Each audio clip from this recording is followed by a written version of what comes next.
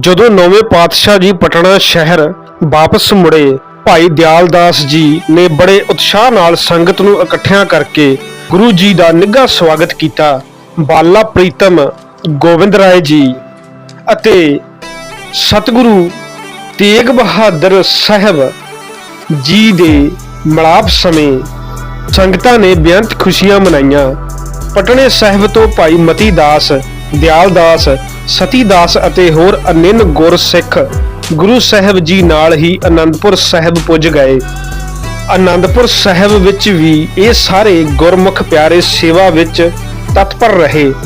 ਜਦੋਂ ਕਿਰਪਾ ਰਾਮ ਬ੍ਰਾਹਮਣ ਮਟਨ ਕਸ਼ਮੀਰ ਨਿਵਾਸੀ ਔਰੰਗਜ਼ੇਬ ਦੇ ਜ਼ਬਰ ਜ਼ੁਲਮ ਤੋਂ ਤੰਗ ਆ ਕੇ ਸਤਿਗੁਰੂ ਤੇਗ ਬਹਾਦਰ ਜੀ ਦੇ ਪਾਵਨ ਦਰਬਾਰ ਵਿੱਚ ਆਪਣੇ ਸਾਥੀ ਬ੍ਰਾਹਮਣਾਂ ਦੇ ਨਾਲ ਗਲ ਵਿੱਚ ਪੱਲੇ ਪਾਈ ਆਪਣੀ ਰੱਖਿਆ ਵਾਸਤੇ ਹਾਜ਼ਰ ਹੋਏ ਤਾਂ ਦਸ਼ਮੇਸ਼ ਪਿਤਾ ਗੁਰੂ ਗੋਬਿੰਦ ਸਿੰਘ ਜੀ ਉਹਨਾਂ ਦੀ ਦੁਖਦਾਈ ਹਾਲਤ ਵੇਖ ਕੇ ਪਸੀਜ ਗਏ। ਤਿਲਕ ਜੰਜੂ ਦੀ ਰਾਖੀ ਕਰਨ ਅਤੇ ਜ਼ਬਰ ਜ਼ੁਲਮ ਦੇ ਵਿਰੁੱਧ ਸੰਘਰਸ਼ ਕਰਨ ਲਈ ਗੁਰੂ ਤੇਗ ਬਹਾਦਰ ਜੀ ਤਿਆਰ ਹੋ ਗਏ। ਤਦ ਉਹਨਾਂ ਨਾਲ ਭਾਈ ਮਤੀ ਦਾਸ, ਸਤੀ ਦਾਸ, ਭਾਈ ਦਿਆਲ ਦਾਸ ਅਤੇ ਭਾਈ ਗੁਰਦਿੱਤਾ ਜੀ ਜੋ ਬਾਬਾ ਬੁੱਢਾ ਜੀ ਦੀ ਅੰਸ਼ ਵਿੱਚੋਂ ਵੀ ਨਾਲ ਚੱਲ ਪਏ।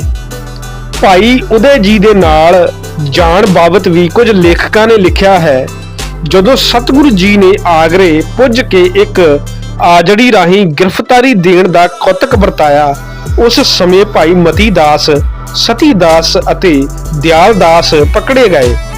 ਭਾਈ ਉਦਾ ਜੀ ਤੇ ਭਾਈ ਗੁਰਦਿੱਤਾ ਜੀ ਨੂੰ ਗੁਰੂ ਜੀ ਨੇ ਪਹਿਲਾਂ ਹੀ ਜੁਦਾ ਕਰ ਦਿੱਤਾ ਸੀ। ਗ੍ਰਿਫਤਾਰ ਕਰਕੇ ਚਾਂਦਨੀ ਚੌਂਕ ਲਾਗਲੀ ਕੋਤਵਾਲੀ ਵਿੱਚ ਕੈਦ ਕਰ ਲਏ ਗਏ। ਕੈਦ ਅੰਦਰ ਕੋਤਵਾਲੀ ਵਿੱਚ ਔਰੰਗਜ਼ੇਬ ਅਤੇ ਉਸ ਦੇ ਮੌਲਾਣਿਆਂ ਵੱਲੋਂ ਮਿਲੇ ਹੁਕਮ ਅਨੁਸਾਰ ਭਾਈ ਮਤੀ ਦਾਸ, ਸਤੀ ਦਾਸ, ਦਿਆਲ ਦਾਸ ਨੂੰ ਅਤੇ ਸਤਿਗੁਰੂ ਜੀ ਨੂੰ ਬਹੁਤ ਤਸੀਹੇ ਦਿੱਤੇ, ਪਰ ਉਹਨਾਂ ਇਸਲਾਮ ਪ੍ਰਵਾਨ ਨਾ ਕੀਤਾ। ਲਾਲਚ ਵੀ ਦਿੱਤੇ ਗਏ, ਡਰਾਵੇ ਵੀ ਦਿੱਤੇ ਗਏ, ਕਸ਼ਟ ਵੀ ਦਿੱਤੇ ਗਏ, ਪਰ ਕਿਸੇ ਨੇ ਵੀ ਧਰਮ ਬਦਲਣਾ ਪ੍ਰਵਾਨ ਨਾ ਕੀਤਾ। ਅੰਤ ਕਾਜੀ ਅਬੁਲ ਬਹਾਵ ਨੇ ਇਸਲਾਮ ਕਬੂਲ ਨਾ ਕਰਨ ਕਰਕੇ ਤਿੰਨਾਂ ਨੂੰ ਗੁਰੂ ਤੇਗ ਬਹਾਦਰ ਜੀ ਦੇ ਸਾਹਮਣੇ ਸ਼ਰੇ-ਬਾਜ਼ਾਰ ਤਸੀਹੇ ਦੇ ਕੇ ਮੌਤ ਦੇ ਘਾਟ ਉਤਾਰਨ ਦਾ ਫਤਵਾ ਦੇ ਦਿੱਤਾ।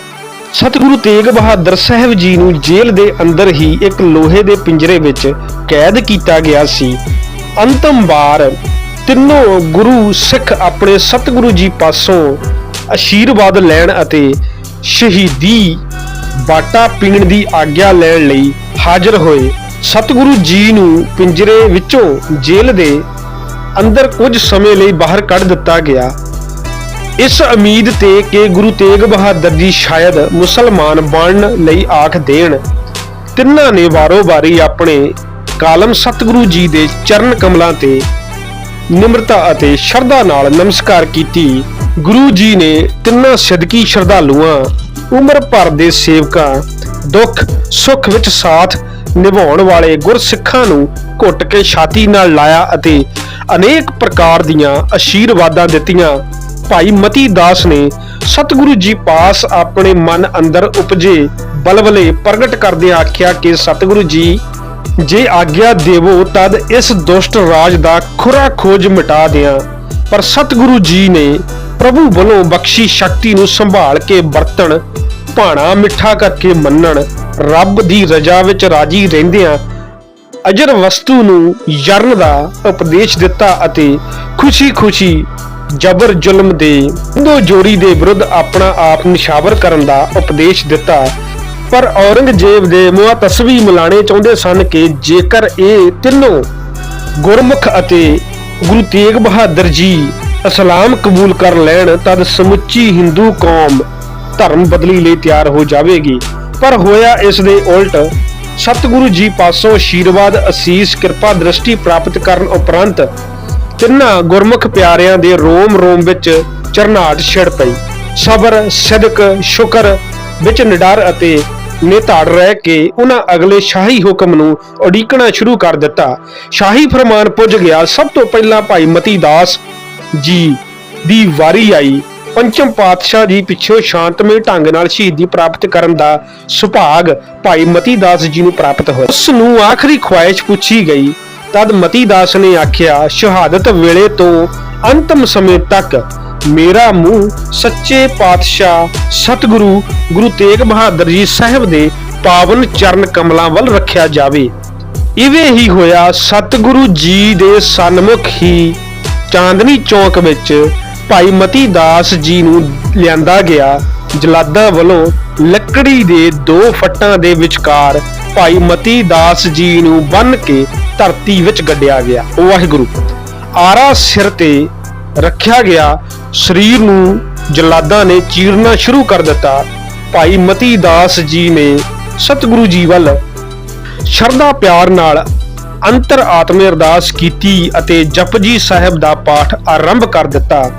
ਆਰੇ ਨੇ ਸਰੀਰ ਨੂੰ 2 ਫਾੜ ਕਰ ਦਿੱਤਾ। ਸਰੀਰ 2 ਫਾੜ ਹੋ ਕੇ ਧਰਤੀ ਤੇ ਡਿੱਗ ਪਿਆ, ਪਰ ਵਾਰੋ ਵਾਰੀ ਧੜ ਨੇ ਦੋਨਾਂ ਹਿੱਸਿਆਂ ਵਿੱਚੋਂ ਜਪਜੀ ਸਾਹਿਬ ਦਾ ਪਾਠ ਸੰਪੂਰਨ ਹੋਇਆ ਅਤੇ ਭਾਈ ਮਤੀ ਦਾਸ ਜੀ ਦੀ ਪਾਵਨ ਆਤਮਾ ਸੱਚਖੰਡ ਪੁੱਜ ਗਈ।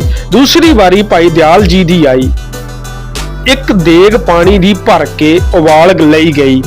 ਉਬਲਦੀ ਦੇਗ ਵਿੱਚ ਭਾਈ ਦਿਆਲ ਦਾਸ ਜੀ ਨੂੰ ਬਿਠਾਇਆ ਗਿਆ। ਉਹਨਾਂ ਨੇ ਵੀ ਸਤਿਗੁਰੂ ਜੀ ਵੱਲ ਧਿਆਨ ਜੋੜ ਕੇ ਅੰਤਮ ਵਿਨੈ ਕਰਨ ਉਪਰੰਤ ਸੁਖਮਨੀ ਸਾਹਿਬ ਜੀ ਦੇ ਪਾਠ ਆਰੰਭ ਕਰ ਦਿੱਤਾ। ਪਾਣੀ ਉਬਾਲੇ ਖਾਂਦਾ ਰਿਹਾ, ਪਰ ਮਦਰ ਧੁਨੀ ਵਿੱਚ ਭਾਈ ਦਿਆਲ ਜੀ ਪਾਠ ਕਰਦੇ ਰਹੇ। ਭੋਗ ਪੈਣ ਉਪਰੰਤ ਇਹਨਾਂ ਦੀ ਆਤਮਾ ਵੀ ਸਰੀਰ ਤਿਆਗ ਕੇ ਸੱਚਖੰਡ ਜਾ ਬਰਾਜੀ। ਤੀਸਰੀ ਵਾਰੀ ਭਾਈ ਸਤੀ ਦਾਸ ਜੀ ਦੀ ਆਈ। ਉਸ ਨੂੰ ਵੀ ਨਿਰਦਈ ਹਾਕਮਾਂ ਨੇ ਇਸੇ ਥਾਂ ਤੇ ਲਿਆਂਦਾ ਅਤੇ ਸਰੀਰ ਦੁਆਲੇ ਰੂਹ ਲਪੇਟ ਕੇ ਤੇਲ ਵਿੱਚ ਪਾ ਕੇ ਅੱਗ ਲਾ ਦਿੱਤੀ। ਉਸ ਸਮੇਂ ਪਿਆਰੇ ਨੇ ਵੀ ਆਪਣਾ ਧਿਆਨ ਸਤਿਗੁਰੂ ਜੀ ਦੇ ਪਾਵਨ ਚਰਨਾਂ ਵੱਲ ਰੱਖਿਆ ਅਤੇ ਗੁਰਬਾਣੀ ਪੜ੍ਹਦਿਆਂ ਸਰੀਰ ਤਿਆਗ ਦਿੱਤਾ ਅਤੇ ਆਤਮਾ ਪਹਿਲਾਂ 2 ਗੁਰੂ ਭਾਈ ਗੁਰਮੁਖ ਪਿਆਰਿਆਂ ਨਾਲ ਹੀ ਸੱਚਖੰਡ ਜਾ ਬਰਾਜੀ। ਤਿੰਨੋਂ ਗੁਰਮੁਖ ਪਿਆਰੇ ਜਗਤ ਦੇ ਪਿੜ ਨੂੰ ਜਿੱਤਣ ਉਪਰੰਤ ਜਨਮ ਸਵਾਰ ਕੇ ਦਰਗਾਹੇ ਪੁੱਜ ਗਏ। ਇਹਨਾਂ ਦੀ ਸ਼ਹਾਦਤ ਨੇ ਵੇਖਣ ਵਾਲਿਆਂ ਦੇ ਰੌਂਗਟੇ ਖੜੇ ਕਰ ਦਿੱਤੇ। ਸਾਰੀ ਲੋਕਾਈ ਕੁਰਲਾ ਉੱਠੀ। ਸੰਮਤ 1732 ਨੂੰ ਤਿੰਨੋਂ ਗੁਰਮੁਖ ਦਿੱਲੀ ਦੇ ਚਾਂਦਨੀ ਚੌਕ ਵਿੱਚ ਸਬਰ ਸਿਦਕ ਸ਼ੁਕਰ ਵਿੱਚ ਰਹਿੰਦਿਆਂ ਸ਼ਾਂਤਮਈ ਢੰਗ ਨਾਲ ਸ਼ਹੀਦੀ ਪ੍ਰਾਪਤ ਕਰ ਗਏ। ਅਗਲੇ ਦਿਨ ਸੰਮਤ 1732 ਨੂੰ ਸੱਚੇ ਪਾਤਸ਼ਾਹ ਗੁਰੂ ਤੇਗ ਬਹਾਦਰ ਸਾਹਿਬ ਜੀ ਨੂੰ ਚਾਂਦਨੀ ਚੌਕ ਵਿੱਚ ਸ਼ਰੇ ਬਾਜ਼ਾਰ ਸ਼ਹੀਦ ਕਰ ਦਿੱਤਾ ਗਿਆ। ਗੁਰੂ ਗੋਬਿੰਦ ਸਿੰਘ ਜੀ ਨੇ ਇਸ ਲਾ ਮਿਸਾਲ ਸ਼ਹਾਦਤ ਬਾਬਤ ਮਾਣ ਨਾਲ ਲਿਖਿਆ ਹੈ, ਤਿਲਕ ਜੰਜੂ ਰਾਖਾ ਪ੍ਰਭ ਤਾਕਾ, ਕੀਨੋ ਬੜੋ ਕਲੂ ਮੈਂ ਸਾਕਾ, ਸਾਧਨ ਹੇਤ ਇਤੀ ਜਿਨ ਕਰੀ, ਸੀਸ ਦਿਆ ਪਰ ਸੀ ਨਾ ਉਚਰੀ, ਧਰਮ ਹੇਤ ਸਾਕਾ ਜਿਨ ਕੀਆ, ਸੀਸ ਦਿਆ ਪਰ ਸਿਰ ਨਾ ਦਿਆ, ਠੀਕ ਕਰ ਫੋਰ ਦਲੀਸ ਸਿਰ ਪ੍ਰਭ ਪੁਰ ਕੀਆ ਭਿਆਨ, ਤੇਗ ਬਹਾਦਰ ਸ੍ਰੀ ਕਿਰਿਆ ਕਰੀ ਨਾ ਕਿਨਹੂ ਆਨ। ਇਵੇਂ 9ਵੇਂ ਪਾਤਸ਼ਾਹ ਜੀ ਨੇ, ਜਿਨ੍ਹਾਂ ਨੂੰ ਸਭ ਭਾਰਤ ਨਿਵਾਸੀ ਮਾਣ ਨਾਲ ਹਿੰਦ ਦੀ ਚਾਦਰ ਰੱਖਦੇ ਹਨ, ਆਪਣੇ ਸਰੀਰ ਦਾ ਠੀਕਰਾ ਦਿੱਲੀ ਦੇ ਬਾਦਸ਼ਾਹ ਦੇ ਸਿਰ ਭੰਨਿਆ ਅਤੇ ਅਜਿਹਾ ਅਦੁੱਤੀ ਸ਼ਹਾਦਤ ਦਾ ਕਾਰਨਾਮਾ ਕਰ ਵਿਖਾਇਆ ਕਿ ਹਕੂਮਤ ਦੀ ਜੜ ਹਿੱਲ ਗਈ ਅਤੇ ਸਭ ਸੰਗਤਾਂ ਦੇ ਮਨਾਂ ਵਿੱਚ ਇਸ ਜ਼ੁਲਮ ਦੇ ਵਿਰੁੱਧ ਜਵਾਲਾ ਪ੍ਰਚੰਡ ਹੋ ਉੱਠੀ। ਕੁਦਰਤ ਵੱਲੋਂ ਬਹੁਤ ਸਖਤ ਹਨੇਰੀ ਝੁੱਲੀ ਤੇ ਝੱਖੜ ਆਇਆ। ਸਤਿਗੁਰੂ ਜੀ ਦੇ ਪਾਵਨ ਸਰੀਰ ਦੇ ਸੰਸਕਾਰ ਦੀ ਸੰਭਾਲ ਦੀ ਸੇਵਾ ਲੱਖੀ ਸ਼ਾਹ ਬਣਜਾਰੇ ਅਤੇ ਉਸ ਦੇ ਸੁਪੁੱਤਰ ਨਗਾਈਆ ਜੀ ਨੇ ਕੀਤੀ। ਇਹ ਧਨ ਦੌਲਤ ਅਤੇ ਸਿੱਖੀ ਸਿਦਕ ਨਾਲ ਭਰਪੂਰ ਸੀ। ਗੁਰੂ ਤੇਗ ਬਹਾਦਰ ਜੀ ਦੀ ਸ਼ਹਾਦਤ ਪਿੱਛੋਂ ਹਨੇਰੀ ਸਮੇਂ ਆਪਣੇ ਸੁਪੁੱਤਰ ਨੂੰ ਨਾਲ ਲਿਆ ਅਤੇ ਦਿਲਵਾਲੀ ਮੁਹੱਲੇ ਭਾਈ ਕਲਿਆਣੇ ਜੀ ਦੀ ਧਰਮਸ਼ਾਲਾ ਪੁੱਜ ਕੇ ਸੰਗਤ ਨਾਲ ਵਿਚਾਰ ਕਰਨ ਉਪਰੰਤ ਰੂਹ ਦੇ ਗੱਡੇ ਭਰੇ। ਤੇਜ ਹਨੇਰੀ ਵਿੱਚ ਉਹਨਾਂ ਗੁਰੂ ਸਾਹਿਬ ਜੀ ਦਾ ਪਾਵਨ ਸਰੀਰ ਰੂਹ ਦੇ ਗੱਡਿਆਂ ਵਿੱਚ ਛੁਪਾ ਲਿਆ ਅਤੇ ਆਪਣੇ ਘਰ ਲਿਆ ਕੇ ਅੰਦਰ ਅੰਗੀਠਾ ਬਣਾ ਕੇ ਸੰਸਕਾਰ ਕਰ ਦਿੱਤਾ। ਸਾਰਾ ਘਰ ਜਲ ਕੇ ਰਾਖ ਬਣ ਗਿਆ। ਅੱਜ ਇਸ ਅਸਥਾਨ ਤੇ ਸ੍ਰੀ ਗੁਰਦੁਆਰਾ ਸਾਹਿਬ ਰਕਾਬਗੰਜ ਸਥਿਤ ਹੈ। ਇਹ ਗੁਰਦੁਆਰਾ ਦਿੱਲੀ ਵਿੱਚ ਪਾਰਲੀਮੈਂਟ ਹਾਊਸ ਦੇ ਨੇੜੇ ਹੈ। ਸਤਿਗੁਰੂ ਜੀ ਦੇ ਸੀਸ ਦੀ ਸੇਵਾ ਭਾਈ ਜੈਤਾ ਜੀ ਨੇ ਕੀਤੀ। ਭਾਈ ਜੈਤਾ ਜੀ ਰੰਗਰੇਟੇ ਆਗਿਆ ਰਾਮ ਦਾ ਪੁੱਤਰ ਦਿਲਵਾਲੀ ਮੁਹੱਲੇ ਦਿੱਲੀ ਵਿੱਚ ਰਹਿਣ ਵਾਲਾ ਇੱਕ ਕਿਰਤੀ ਗੁਰਸਿੱਖ ਸੀ। ਸਭ ਪਾਸੇ ਲੋਕਾਂ ਵਿੱਚ ਹਾਹਾਕਾਰ ਮਚੀ ਹੋਈ ਸੀ। ਚਾਂਦਨੀ ਚੌਕ ਪੁੱਜਾ ਅਤੇ ਹਨੇਰੀ ਵਿੱਚ ਹੀ ਸੀਸ ਸਤਕਾਰ ਨਾਲ ਸੰਭਾਲਿਆ ਅਤੇ ਮੰਜ਼ਲੋਂ ਮੰਜ਼ਲੀ ਕੀਰਤਪੁਰ ਸਾਹਿਬ ਪਹੁੰਚ ਗਿਆ। ਇੱਥੇ ਸਤਿਗੁਰੂ ਤੇਗ ਬਹਾਦਰ ਜੀ ਦਾ ਪਾਵਨ ਸੀਸ ਪਾਲਕੀ ਵਿੱਚ ਸਜਾ ਕੇ ਆਦਰ ਸਤਕਾਰ ਸਹਿਤ ਅਨੰਦਪੁਰ ਸਾਹਿਬ ਪਹੁੰਚਾਇਆ। ਗੁਰੂ ਗੋਬਿੰਦ ਸਿੰਘ ਜੀ ਨੇ ਭਾਈ ਜੈਤਾ ਜੀ ਨੂੰ ਵਰ ਦਿੱਤਾ, ਰੰਗਰੇਟੇ ਗੁਰੂ ਕੇ ਬੇਟੇ। ਪਿੱਛੇ ਅੰਮ੍ਰਿਤ ਛਕਾ ਕੇ ਭਾਈ ਜੈਤਾ ਜੀ ਦਾ ਨਾਮ ਜੀਵਨ ਸਿੰਘ ਰੱਖਿਆ ਅਤੇ ਗੁਰੂ ਗੋਬਿੰਦ ਸਿੰਘ ਜੀ ਦੇ ਨਾਲ ਸਰਸਾ ਨਦੀ ਤੇ ਹੋਏ ਘੋਰ ਯੁੱਧ ਵਿੱਚ ਸ਼ਹੀਦ ਹੋ ਗਏ। ਗੁਰੂ ਤੇਗ ਬਹਾਦਰ ਜੀ ਦੇ ਪਾਵਨ ਸੀਸ ਦਾ ਸੰਸਕਾਰ ਅਨੰਦਪੁਰ ਸਾਹਿਬ ਕੀਤਾ ਗਿਆ। ਇਹ ਅਸਥਾਨ ਸੀਸਗੰਜ ਹੈ। ਸੋ ਗੁਰਸਿੱਖ ਪਿਆਰਿਓ, ਧੰਨ ਹਨ ਗੁਰੂ ਤੇਗ ਬਹਾਦਰ ਜੀ ਅਤੇ ਭਾਈ ਮਤੀ ਦਾਸ ਜੀ, ਸਤੀ ਦਾਸ, ਦਿਆਲ ਦਾਸ ਜੀ ਅਤੇ ਹੋਰ ਗੁਰਮੁਖ ਪਿਆਰੇ ਜਿਨ੍ਹਾਂ ਦੀ ਮਿਹਰ ਸਦਕੇ ਧਰਮ ਕਾਇਮ ਰਹਿ ਗਿਆ। ਸਭ ਗੁਰਮੁਖ ਪਿਆਰਿਆਂ ਨੂੰ ਇਹਨਾਂ ਸ਼ਹਾਦਤ ਤੋਂ ਪ੍ਰੇਰਣਾ ਲੈਣੀ ਚਾਹੀਦੀ ਹੈ ਤਾਂ ਜੋ ਪੰਥਕ ਹਿੱਤਾਂ ਨੂੰ ਮੁੱਖ ਰੱਖਦਿਆਂ ਖੁਦਗਰਜ਼ੀ ਨੂੰ ਤਿਆਗ ਕੇ ਪ੍ਰੇਮ ਭਗਤੀ ਦੇ ਮਾਰਗ ਤੇ ਤੁਰਿਆ ਸਿੱਖੀ ਸਦਕ ਕੇਸਾਂ ਸਵਾਸਾਂ ਨਾਲ ਨਿਭਾਉਣ ਦੀ ਦਾਤ ਸਤਿਗੁਰੂ ਜੀ ਸਮੂਹ ਸੰਗਤਾਂ ਨੂੰ ਬਖਸ਼ਣ। ਵਾਹਿਗੁਰੂ ਜੀ ਕਾ ਖਾਲਸਾ, ਵਾਹਿਗੁਰੂ ਜੀ ਕੀ ਫਤਿਹ।